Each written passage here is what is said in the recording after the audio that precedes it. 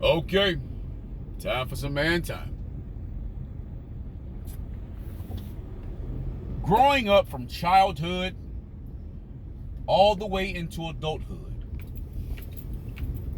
I noticed that in my environment, in my family, people who were known or had notoriety or who were notorious for things that people needed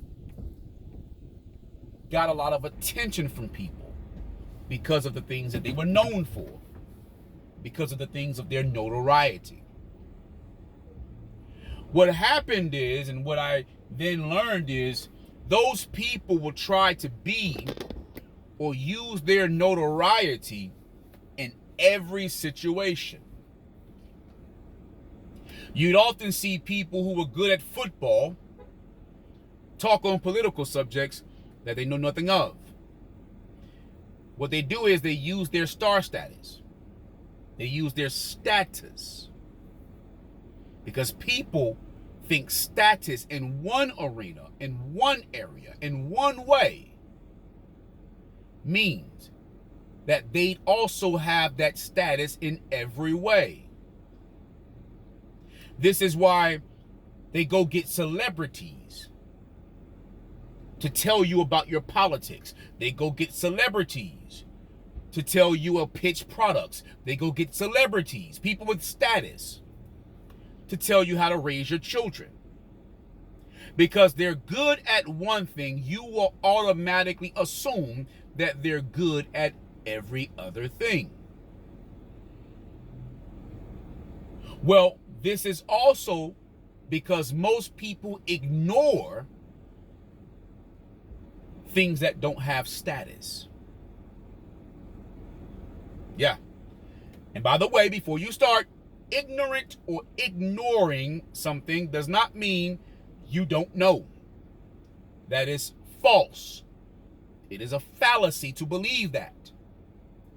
Ignoring something or being ignorant means you choose not to know. There is a difference. The information is there. You just overlook it on purpose because you prefer the other things opposite of it. You prefer to look the other way, which is why you don't know. You're an agent of looking the other way. That is what ignorant and ignoring means. Now we live in a society where every time a female gets good at something, she starts to feel like a god, much like your celebrities. Every time your females have notoriety for being really intelligent, she starts to feel godlike. And then she starts to believe that her notoriety or what she is good at then makes her capable and culpable for directing you in every other thing, because she starts to think that she makes great, wondrous decisions. Show you what I mean. If every child is made up of even 100% of the mother's DNA, biological and or nature, the physical DNA biological structure of the mother, the cellular structure of the mother, and every child gets all of its programming from the mother's egg, all of the chromosomes, all of the cellular makeup, all of everything comes from the mother. But every mother, every daughter, every woman, every female comes from and is the sperm of a man. What does that mean? What does that mean the mother, the female nature comes from? If every man, every father, every boy, every son, every male comes from and is the sperm of a man, if the eggs of the woman, if the eggs of the daughter, if the eggs of the girl, if the eggs of the mother come from the mother and the mother comes from the father, what does it mean?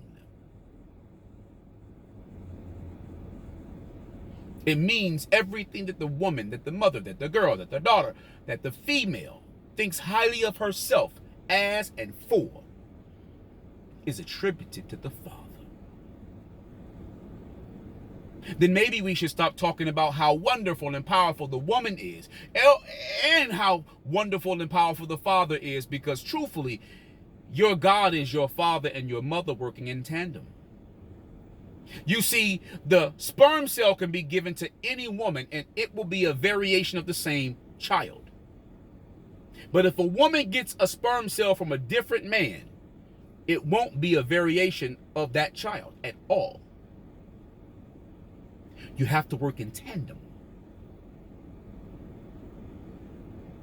Maybe we should stop ignoring these points, these facts, these realities, so that we then can stop separating father and mother and start loving God. Anywho, like, comment, share, subscribe. Let's get the conversation started. Hit that bell notification on the way out. And until next time, man time out.